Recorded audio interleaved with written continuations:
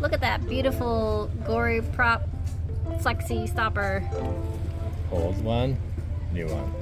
So over time these get eaten up, and it's a pain. It's a pain to replace them.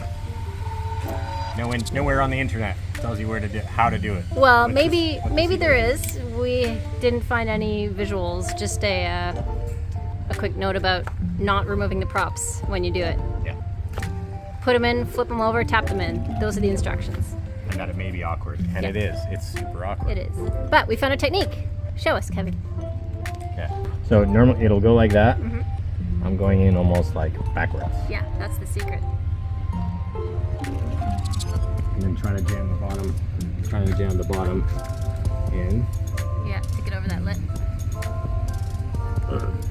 This is the tough part.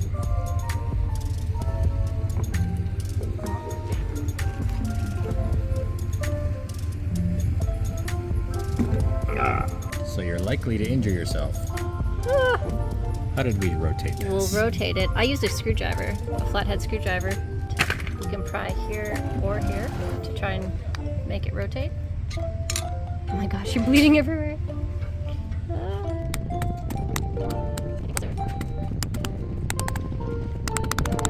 Is it in? It's in. What you do now, which Kevin had a great idea, is it's a prop stopper.